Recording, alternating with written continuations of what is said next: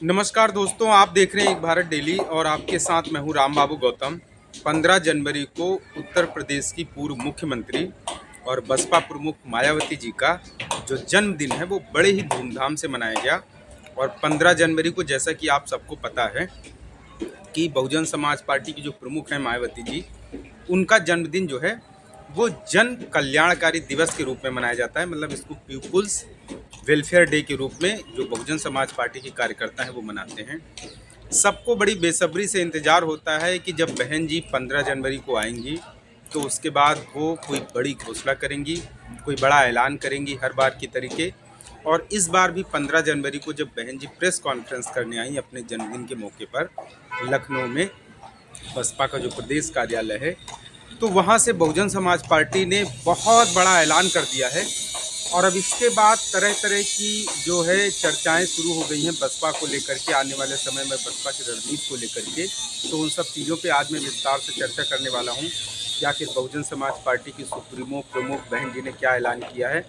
लेकिन उसके साथ साथ बहन जी लगातार अपने बर्थडे पर हर बार जो है वो एक बुक भी लॉन्च करती हैं जो कि अंग्रेजी और हिंदी दोनों भाषाओं में होती है। मेरे संघर्ष में जीवन और बहुजन मूवमेंट का सफ़रनामा, बसपा का सफ़रनामा। ये बुक जो है वो 15 जनवरी को अपने जन्मदिन पर प्रेस कॉन्फ्रेंस में ही बहन जी जो है उसको विमोचन करती हैं इस पुस्तक का। लेकिन इस बार के जन्मदिन पर बहन जी ने जो ऐलान किया है मौजूदा राजनीति को लेकर के, जो इस समय दौर चल रहा है गठबंधन का, बहुत सारी चीज़ें, तो उन सब चीज़ों को लेकर के अब ये कवायद शुरू हो गई है कि क्या बसपा प्रमुख ने जो ऐलान किया है इस पर वो कायम रहेंगी क्या, या बसपा प्रमुख ने जो घोषणा की है प्रेस कॉन्फ्रेंस में, जो चीज़ें बताई हैं, क्या बसपा इन्हीं पद चिन्हों पर चलेगी। क्योंकि अगर इस रास्ते पर बसपा चलती है तो आप यकीन मानिए कि आने वाले अभी 20 सालों तक, 15 सालों तक बहुजन समाज पार्टी के हाथ में सत्ता आने वाली नहीं है। क्योंकि कल मैं खुद बहुत शॉक्ड रह गया सुन करके जब बहन जी ने इस बात का ऐलान किया। अब आप सोच रहे होंगे बहन जी ने ऐसा क्या ऐलान किया है जिससे मैं ये कह रहा हूँ कि 10 से 15 साल तक अभी बसपा को सत्ता मिलने वाली नहीं है। बहन जी ने कहा है कि बहुजन समाज पार्टी जो है आने वाले समय में किसी भी दल से गठबंधन नहीं करेगी और बसपा जो है आने वाले समय में जितने भी चुनाव होंगे उनमें अकेले ही चुनाव लड़ेगी। मैं इसके फायदे भी बताऊंगा अकेले चुनाव लड़ने के, और इससे नुकसान क्या हो सकते हैं। मैं क्यों बोल रहा हूँ ये बात कि बसपा को 10 से 15 साल तक इंतजार करना पड़ेगा सत्ता में आने के लिए अगर बहन जी गठबंधन नहीं करेंगी। दोनों चीज़ों के अलग अलग पहलू हैं, दोनों चीज़ों के अलग अलग फ़ायदे भी हैं, नुकसान भी हैं। पहले फ़ायदा सुन लीजिए। बहुजन समाज पार्टी की जो रणनीति है, बहन जी ने जो ऐलान किया है, बहन जी ने कहा है कि वो आने वाले समय में किसी भी पार्टी से, किसी भी दल से समझौता नहीं करेंगी, गठबंधन नहीं करेंगी। उसके पीछे जो तर्क दिया गया है वो तर्क ये है कि बहन जी ने कहा है कि 2007 में बहुजन समाज पार्टी ने अपने दम पर, अपने बलबूते अकेले जो है वो यूपी में सरकार बनाई थी। और उसी के साथ साथ बहुजन समाज पार्टी की प्रमुख बहन जी को लगता है कि एक समय ऐसा आएगा राजनीति में जब जनता भाजपा से ऊब जाएगी, कांग्रेस से भी ऊब जाएगी, समाजवादी पार्टी और दूसरी जितनी भी पार्टियां हैं, जब जनता इन सब से ऊब जाएगी। और 2007 से 2012 के बीच में बहुजन समाज पार्टी की जो बेहतरीन सरकार थी, बसपा का जो स्वर्णिम युग था, उसको जनता फिर से याद करेगी। तब जो है बसपा जो है सत्ता में आएगी, शासन में आएगी। मतलब बहन जी के कहने का मतलब ये है कि जब लोग सारी पार्टियों से बोर हो जाएंगे, ऊब जाएंगे, तब वो जो है बसपा को वोट देंगे, बसपा सत्ता में आएगी। अब जो है बहन जी के इसके कहने के पीछे तर्क भी है, क्योंकि ऐसा होता भी है, राजनीतिक रूप से ये बात सच भी है। क्योंकि जनता क्या होती है, एक पार्टी से ऊब जाती है, फिर वो दूसरी को लाती है, फिर तीसरी को लाती है। ये क्रम जो है चक्र चलता रहता है। आप उत्तर प्रदेश में भी देख सकते हैं 2007 से 12 के बीच में किसकी सरकार थी, बसपा की। 2012 से 17 वाले पीरियड में किसकी सरकार थी, अखिलेश की। 2017 के बाद 2022 में किसकी सरकार आई, भाजपा की सरकार आई। 2022 के बाद भाजपा फिर से रिपीट हो गई। लेकिन अब इस समय जो है बीजेपी से जनता बोर भी हो चुकी है। लेकिन बसपा को मैं बार बार ये कहता हूँ कि बसपा कभी भी जीरो से हीरो बन सकती है, मतलब शून्य से सत्ता पर भी पहुँच सकती है, क्योंकि बसपा का काडर वोट है, बसपा एक वैचारिकी वाली पार्टी है। लेकिन मौजूदा हालात में बहुजन समाज पार्टी जिस स्तर पर है मौजूदा हालात में बहुजन समाज पार्टी का जो संगठन बिखरा पड़ा है, बहुजन समाज पार्टी का जो कोर वोटर है उससे दूर जा चुका है। बहुजन समाज पार्टी ने जात के नाम जातियों को जोड़ करके गोलबंदी की थी, बहुजन समाज पार्टी ने जो सामाजिक समीकरण बनाए थे, दरअसल हकीकत यही है कि वो समीकरण इस समय सारे टूटे पड़े हैं। मैं आपको खुश करने के लिए नहीं बोल सकता हूं कि बसपा अचानक से सत्ता में आ जाएगी, ऐसा बिल्कुल नहीं है। सत्ता में आने के लिए बहुत संघर्ष करना पड़ेगा, बहुत जोड़ तोड़ करना पड़ेगा। 2007 वाली ही रणनीति अपनानी पड़ेगी, सबको जोड़ना पड़ेगा, दलितों के साथ साथ पिछड़ों, अति पिछड़ों और सवर्णों को भी पार्टी से जोड़ना पड़ेगा, क्योंकि अब सवर्णों का भी, खासकर ब्राह्मणों का भी, ब्राह्मण समुदाय का भी भाजपा से मोह भंग हो रहा है।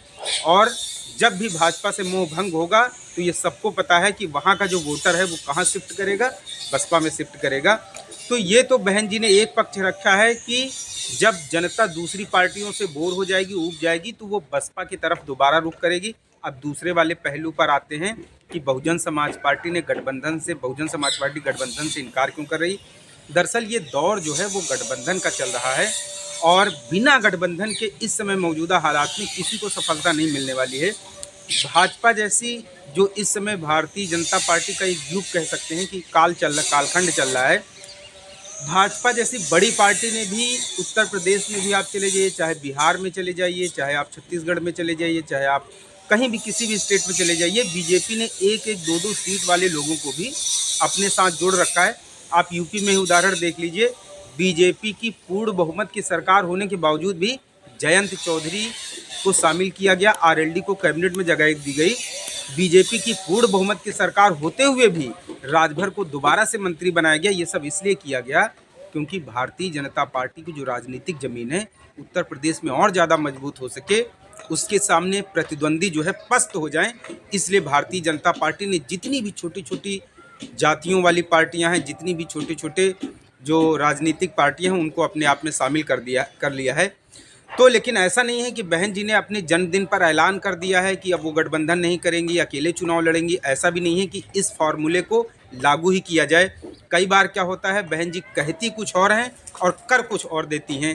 तो अभी आप इसको तय मत मान लीजिए कि बहन जी ने कहा है कि अब वो किसी से गठबंधन नहीं करेंगी, बसपा अकेले चुनाव लड़ेगी, तो ऐसा ही होगा। बहन जी कई बार मीडिया में बयान कुछ और देती हैं लेकिन उनकी रणनीति कुछ और होती है। अब आपको याद दिलाते हैं 1999 वाला, जब अटल बिहारी वाजपेयी की केंद्र में सरकार थी, तो बहन जी ने कहा था कि जब अविश्वास प्रस्ताव संसद में आया था तो उन्होंने मीडिया को बताया था कि वो वाजपेयी सरकार को बचाने के लिए सपोर्ट करेंगी। लेकिन जब वोटिंग हुई तो बसपा ने क्या दे दिया, बीजेपी को गच्चा दे दिया। तब मायावती ने कहा था कि उन्होंने अपना बदला जो है वो यूपी में बीजेपी से बदला जो है दिल्ली में आकर के ले लिया है। तो ये सच नहीं है कि कई बार बहन जी कहती कुछ और हैं लेकिन करती कुछ और हैं। मीडिया में दिखावे के लिए बयान कुछ और दिया जाता है लेकिन उनकी रणनीति का हिस्सा कुछ और होता है। तो ये जो दौर चल रहा है ये गठबंधन का दौर है, इसमें गठबंधन करना पड़ेगा और बिना गठबंधन के सफलता मिलने वाली नहीं है। और अगर आप समाजवादी पार्टी से गठबंधन करें, कांग्रेस से गठबंधन करें, ये दूसरी छोटी छोटी जातियां, अभी यूपी में एक तीसरा मोर्चा भी तैयार हो रहा है जिसमें चंद्रशेखर आज़ाद भी रहेंगे, जिसमें स्वामी प्रसाद मौर्य भी रहेंगे, जिसमें केशव देव मौर्य भी रहेंगे, जिसमें पल्लवी पटेल भी रहेंगी। बहुत सारे ऐसे नेता हैं जो अभी उत्तर प्रदेश के चुनाव में, ये भले ही छोटी छोटी जातियों के नेता हों, छोटी छोटी इनकी पार्टियां हों, लेकिन ये जीतने और हारने में बहुत मुख्य भूमिका निभाते हैं। हालांकि लोकसभा चुनाव के दौरान ऐसी खबरें आ रही थी कि ओपी राजभर और पल्लवी पटेल मायावती से मिलना चाहते हैं, गठबंधन करना चाहते हैं, लेकिन वो उस समय नहीं हो पाया था। लेकिन 2027 के विधानसभा चुनाव में अभी बहुजन समाज पार्टी राजनीतिक खेल जो है वो बिगाड़ सकती है, क्योंकि ओपी राजभर खुल्लम खुल्ला मायावती की तारीफ़ करते हैं, पल्लवी पटेल भी वो मायावती की तारीफ़ करती हैं, लोकसभा चुनाव में मिलना चाह रही थी। स्वामी प्रसाद मौर्य भी कह चुके हैं कि मायावती का शासन बहुत अच्छा रहा है, बहन जी जैसा शासन प्रशासन अभी तक किसी ने नहीं दिया है। दूसरी पार्टियों में भी हालांकि खुल्लम खुल्ला कोई भी बहन जी का विरोध नहीं करता है, लेकिन विपक्ष की ये जितनी छोटी छोटी पार्टियां हैं वो कहीं न कहीं आने वाले समय में मायावती के साथ भी खड़ी हो सकती हैं। इसलिए बहन जी ने ये जो ऐलान किया है कि आने वाले समय में वो अकेले चुनाव लड़ेंगी, इस ऐलान को आप पूर्ण ऐलान न मानिए। अभी हो सकता है बसपा आने वाले समय में अपनी रणनीति में बदलाव करेगी, लेकिन अगर इस ऐलान को मान भी लिया जाए कि बसपा इसी नीति पर काम करेगी, तो बसपा को अभी मौजूदा हालात में अपने यूपी में जो है उसको समीकरणों को सही करने में, जो जाति गोलबंदियाँ टूट गई हैं उनको सुधारने में, ज़मीन तैयार करने में भी बहुत लंबा वक्त लगेगा। लेकिन राजनीति में जो है कोई चीज़ें जो है परमानेंट नहीं होती हैं, डिपेंड करता है उस समय की परिस्थितियाँ कैसी हैं, उस समय के हालात कैसे हैं। और बहुजन समाज पार्टी के सामने सबसे बड़ी चुनौती तो ये है कि 2012 के बाद 2024 मतलब पूरे 12 साल हो गए, अब 2025 चल रहा है, मतलब 13वां साल चल रहा है और बहुजन समाज पार्टी के जो कार्यकर्ता हैं वो सत्ता के करीब आने के लिए तरस रहे हैं। इसलिए बहन जी के सामने ये भी बड़ी चुनौती होगी कि कोई वो ऐसी पार्टी से गठबंधन करे, कोई ऐसी रणनीति बनाए, कोई भी पार्टी हो सकती है जिससे कि कम से कम वो बसपा को सत्ता में लेकर के आएँ। तो फिलहाल देखना है आने वाले समय में बसपा किस तरीके के फैसले लेती है। फिलहाल आज जब मैं ये 16 जनवरी को वीडियो बना रहा हूँ, इस समय बसपा के प्रदेश कार्यालय पर बहन जी अपनी पार्टी के कार्यकर्ताओं और पदाधिकारियों के साथ बैठक कर रही हैं। उम्मीद है कि इस बैठक में कुछ बहुत बड़ी चीज़ निकल के आएगी, मैं आपको उसके भी मायने बताऊंगा। फिलहाल बहन जी की रणनीति को लेकर के आपका क्या कहना है, कमेंट करके ज़रूर बताएं। और आपसे एक चीज़ और कमेंट करके बताएं कि आपको क्या लगता है कि 2027 के विधानसभा चुनाव में बहुजन समाज पार्टी को अकेले चुनाव लड़ना चाहिए या फिर किसी पार्टी से गठबंधन करके चुनाव लड़ना चाहिए, कमेंट करके ज़रूर बताएं। आपसे अपील है एक भारत डेली को शेयर और सब्सक्राइब जरूर करते रहें। धन्यवाद।